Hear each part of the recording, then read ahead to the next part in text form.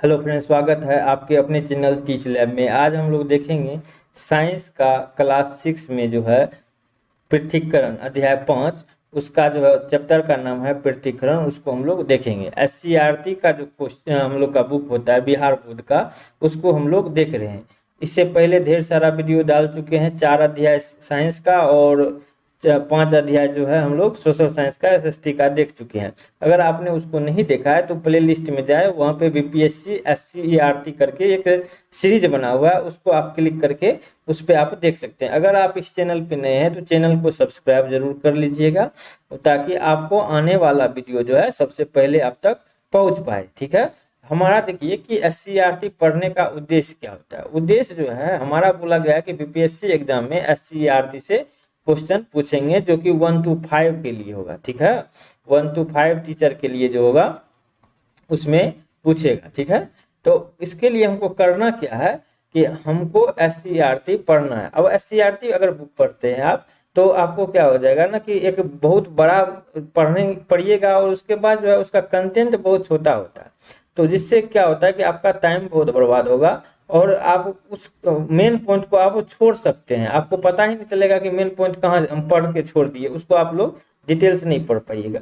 तो इसमें क्या कर रहे हैं ना, हम लोग एक सारांश पढ़ रहे हैं, और साथ में जो है एससीईआरटी के बुक में पीछे का जो कुछ क्वेश्चन है उसको भी हम लोग डिटेल से पढ़ लेते हैं। तो हमारा अध्याय वो पूर्ण रूप से कंप्लीट हो जाएगा। ठीक है, तो चलिए बिना देरी किए हम लोग शुरू करते हैं। अगर चैनल पे नए हैं तो सब्सक्राइब जरूर कर लीजिएगा, और आने वाला वीडियो हम लोग पूरा 6, 7, 8 और पूरा एसएसटी हम लोग और साइंस दोनों कराएंगे। ठीक है, तो आप चलिए देखते हैं बिना देरी किए वीडियो को। तो हमारा जो अध्याय 5 है, अध्याय 5 का नाम है पृथक्करण। अच्छा, पृथक्करण होता क्या है उसको थोड़ा हम लोग समझ लेते हैं। देखिए, पृथक्करण जो है वो उसको हम लोग कह सकते हैं कि शॉर्ट में कि ये है अलग करना। पृथक्करण का मतलब ही होता है अलग करना, यानी कि किसी भी पदार्थ को जब 2 या 2 से अधिक पदार्थ रहता है तो उसको क्या करेंगे हम लोग अलग करेंगे, तो वही हमारा क्या कहलाएगा पृथक्करण।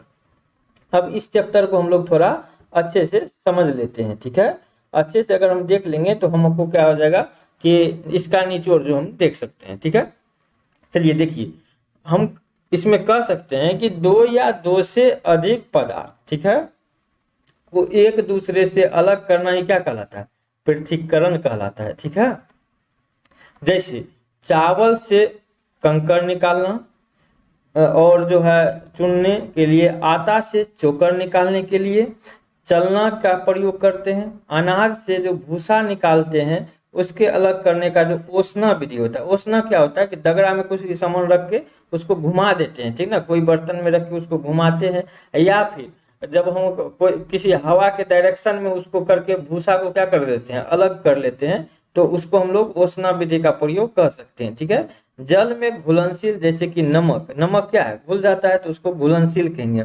और घुलनशील जैसे कि बालू, पदार्थ के मिश्रण को एक दूसरे से अलग करने के लिए सबसे पहले क्या करते हैं, इस जल में क्या करते हैं डालकर छान लिया जाता है। तो इससे ये मतलब इस चैप्टर का पूरा उद्देश्य ये है कि अलग करने का जो पदार्थ का विधि है उसके बारे में हम लोग को समझना है।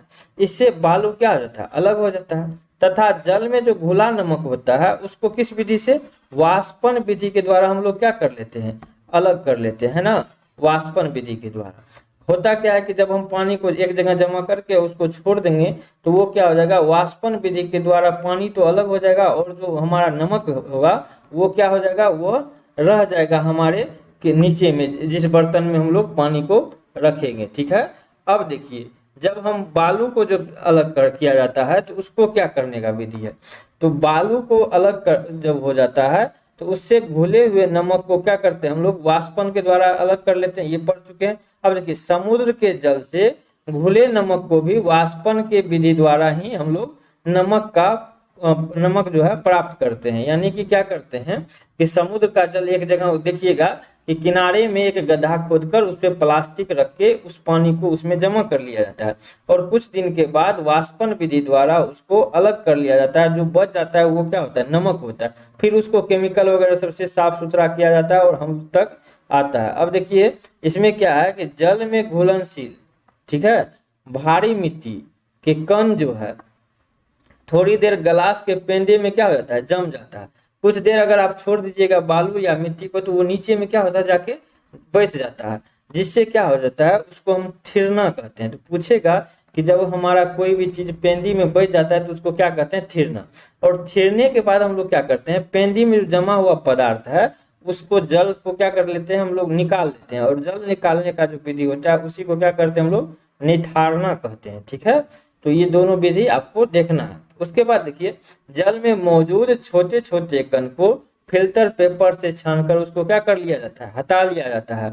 और मक्खन को दूध से अलग करने की विधि क्या कहलाता है। देखिए, मक्खन से जो दूध करते हैं हम लोग अपकेंद्रन बल से। अपकेंद्रन बल क्या होता है कि जो हम लोग घुमाते हैं, एक जो होता है हमारा घी निकालने का विधि जो होता है, घुमाने वाला हाथ में, हम लोग बिहार में रही करके कहते हैं उसको। तो उससे क्या करते हैं हम लोग, घुमाते हैं। घुमाते हैं तो उससे क्या होता है कि मक्खन अलग हो जाता है, उस पर बल लगता है कौन सा, तो सेंट्रीफ्यूगल फोर्स लगता है। तो उसी से निकला है सेंट्रीफ्यूगेशन, इस विधि को कहते हैं। ठीक है, जिसमें मक्खन के हल्के कणों को क्या करते हैं, आसानी से हटा लिया जाता है। ठीक है, तो हमारा दूध से जो है अलग किया जाता है किसको, मक्खन को, इस विधि के द्वारा। ठीक है, चलिए अब हम लोग देखते हैं कि जो क्रोमेटोग्राफी है, ठीक है, इससे पदार्थ को अलग करने का एक अनूठा तरीका है, जिसमें क्या होता है, चौक या छन्ना पत्र का प्रयोग किया जाता है।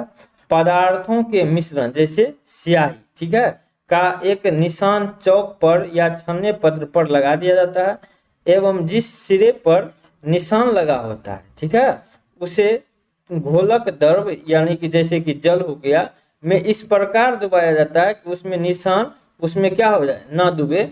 और घोलक द्रव या चौक छन्ना पत्र के ऊपर जो है क्या हो जाता है, चढ़ने लगता है। क्यों, क्योंकि वहां पे क्या हो जाता है, केशविकत्व का नियम लागू होता है। तो उसको भी हम लोग बाद में समझेंगे। ठीक है, चलिए अब देखते हैं, चढ़ने लगता है जिसके साथ ही क्या हो जाता है हमारा, जिसके साथ ही मिश्रण के अवयव अलग हो जाते हैं। इस विधि का प्रयोग औषधि पौधे को गाढ़ा जो है में उपस्थित पदार्थों के फूल में मौजूद रंगों को और अलग करने के लिए, इस तौर पे मिलावट की जांच करने के लिए किया जाता है। समझ में आ रहा है। तो जब हम लोग ये सब कर लेते हैं तो इस चैप्टर में कुछ ज्यादा खास नहीं था। अब हम लोग जो है, हमारा इस चैप्टर का जो है सार खत्म हो चुका है। ठीक है, इस चैप्टर का अब लोग हम लोग जो है, पीछे में जो कुछ क्वेश्चन दिया होता है सीआरटी के बुक में, उसको हम लोग थोड़ा देख लेते हैं, तब हमारा ये चैप्टर पूर्ण रूप से कंप्लीट हो जाएगा। ठीक है, तो चलिए देखते हैं अगला। इसमें क्या कहता है, वे पदार्थ जो पानी या अन्य तरल पदार्थों में घुल जाते हैं उससे क्या कहेंगे। तो जो अन्य पदार्थ में घुल जाएगा तो उसको घुलनशील कहेंगे। क्या कहेंगे, घुलनशील पदार्थ कह सकते हैं उसको। अब देखिए, पदार्थ को अलग करने की क्रिया कहलाती है। पदार्थ को अलग करने की क्रिया क्या कहलाएगा, तो देखिए, वाष्पीकरण के द्वारा भी अलग होता है, चुनने के द्वारा भी अलग कर सकते हैं, छान के भी हम लोग अलग कर सकते हैं। तो इसमें से क्या हो जाएगा, ये सभी जो है इसका हो जाएगा सही आंसर। ठीक है, अब देखिए गो नंबर क्या है, जल में घुलनशील एवं जल में भारी कण बर्तन में पेंदे में जम जाती है। पेंदे में जो जम जाती है तो उसको क्या कहते हैं हम लोग, थिरना कहते हैं। और जब हम उसको निकाल लेते हैं तो उसको क्या कहते हैं हम लोग, निथारना कहते हैं। अभी पढ़े थे ना हम लोग। तो इस तरह से क्वेश्चन आपको देखने को मिल सकता है। ठीक है, अब देखिए इसमें अगला क्वेश्चन है कि थिरने के बाद जो जमे हुए पदार्थ को जल एवं अन्य द्रवों से अलग कर लिया जाता है उसको क्या कहते हैं। तो अभी हम लोग जस्ट पढ़े हैं, निथारना कहलाएगा। क्या कहलाएगा, निथारना कहलाता है। ठीक है दोस्त, चलिए अब हम लोग देखते हैं आगे का क्वेश्चन। आगे का क्वेश्चन में जो है क्या दिया हुआ है उसको हम लोग थोड़ा देख लेते हैं। ठीक है, अब देखिए इसमें क्या क्वेश्चन है आगे का, जब मिश्रण, क्या बोला है, जब मिश्रण जो है बहुत कम मात्रा में, जब मिश्रण बहुत कम मात्रा में होता है तो इसे अलग करने की कौन सी विधि होता है। तो इसको हम लोग कम मात्रा में होता है तो चुन के क्या कर लेते हैं हम लोग, अलग कर लेते हैं, है ना। जिस तरह से मान के चलिए कि चावल में थोड़ा कंकर है तो कंकर बहुत कम मात्रा में रहेगा तो उसको हम लोग क्या करते हैं, चुन के अलग कर लेते हैं। ठीक है, आगे देखते हैं। आगे जो है हमारा क्या है, इसमें खाली जगह भरने वाला है, ठीक है। तो उसको हम लोग थोड़ा देख लेते हैं। देखिए कहता क्या है क्वेश्चन में, गेहूं के दाने को भूसिया से अलग करने की विधि क्या कहलाता है? तो इसको ओसना कहते हैं ना, ओसना अभी जस्ट पढ़े थे हम लोग, ठीक है। कौन सा विधि कहेंगे हम लोग? ओसना विधि कहेंगे। समूह के जल में नमक विधि द्वारा किया जाता है। तो देखिए नमक जो है किससे, नमक या चीनी वाष्पीकरण विधि से हो सकता है, वाष्पीकरण विधि द्वारा, ठीक है। चलिए अब हम लोग देखते हैं चाय की पत्तियां को अलग करने का जो है क्रिया क्या कहलाएगा? तो उसको हम लोग चाय की पत्ती को लिए क्या करते हैं? छानते हैं, छानना कहलाएगा। क्या कहलाएगा? छानना। क्रोमेटोग्राफी का प्रयोग पेड़ पौधा में पाई जाने वाली दवाई के लिए क्या किया जाता है? अलग करने के लिए किया जाता है, ठीक है। इसको हम लोग देख लिए। अगर आपने इसका स्क्रीनशॉट लेना चाहते हैं तो आप स्क्रीनशॉट ले सकते हैं, आपको काफी हेल्प करेगा, ठीक है।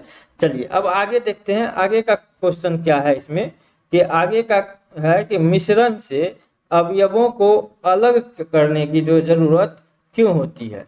तो मिश्रण को अवयवों से अलग करने का जो होता है, इसका क्या होता है कि मिश्रण में अवयवों को अलग करना हमारे दैनिक जीवन का क्या जरूरी होता है, विज्ञान के काम में भी आता है और इसकी जरूरत भी होती है। देखिए अगर हम लोग चावल से कंकड़ अलग ना करेंगे तो क्या हमें वो खाया जाएगा? नहीं खाया जाएगा ना। तो वो हमारे दैनिक जीवन के लिए उपयोगी है। और अगर मान के चलिए कि हम लोग कोई औषधि सबको सभी को एक में ही मिला देंगे तो क्या वो सही रहेगा? नहीं रहेगा, ठीक है। तो जिस उद्देश्य के लिए हम लोग करते हैं तो उसके लिए अलग करने का हर एक का अलग अलग उद्देश्य होता है, ठीक है। अब देखिए बालू और चीनी के मिश्रण को कैसे अलग किया जा सकता है? तो बालू और चीनी को, अगर बालू मिल गया है तो उसको क्या करेंगे? इसके गुणों का फायदा उठाना होगा, अर्थात दोनों पानी में घुलनशील होता है, वो घुलनशील है तो वो घुले हुए और घुलनशील पदार्थ क्या होगा वहां पे, आप उसको छोड़ सकते हैं और वो क्या हो जाएगा? बैठ जाएगा वो खुद ही, ठीक है। अब देखिए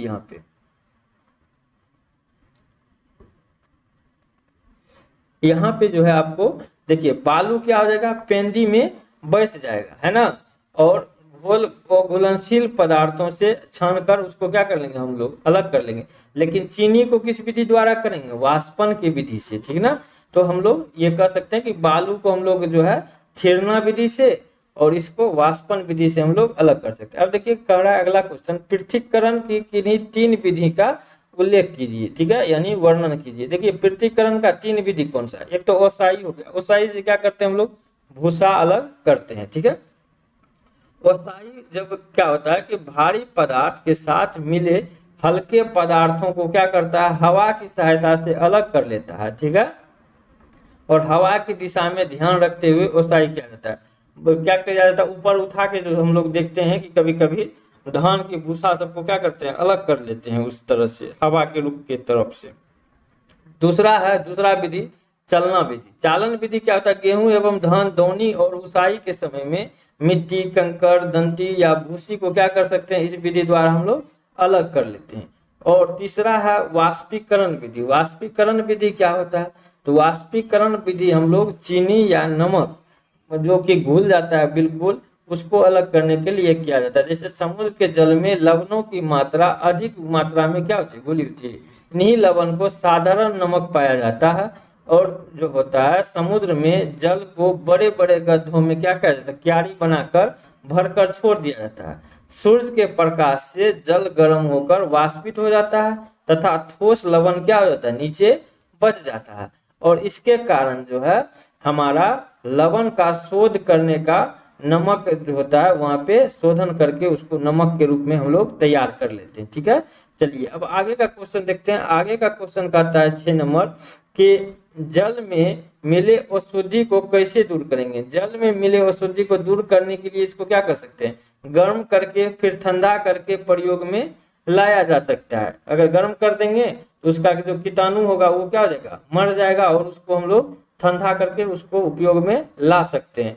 अशुद्धि को पतले कपड़े में छानकर और अशुद्धियों को क्या कर सकते हैं? हम लोग निकाल सकते हैं। कपड़े या छन्ने में भी छानकर हम लोग अलग कर सकते हैं। अब दूध किन पदार्थों का मिश्रण होता है? दूध में क्या होता है? मक्खन और जल का मिश्रण होता है। तो ये चैप्टर का जो है हमारा क्वेश्चन भी क्या हो गया? यहाँ पे खत्म हो चुका है, ठीक है।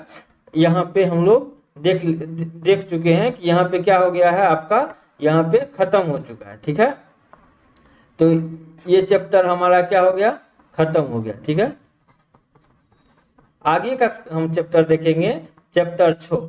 चैप्टर 6 में क्या है, चैप्टर 6 का जो नाम है वो हमारा है पदार्थ में परिवर्तन। पदार्थ के बारे में पढ़ लिए हैं, अब पदार्थ में परिवर्तन, भौतिक परिवर्तन, रासायनिक परिवर्तन, इस सब के बारे में हम लोग डिटेल से पढ़ेंगे। ये चैप्टर जो है हमारा जो होगा, कौन सा चैप्टर हो जाएगा, ये छठा चैप्टर हो जाएगा। ठीक है, क्लास 6 का।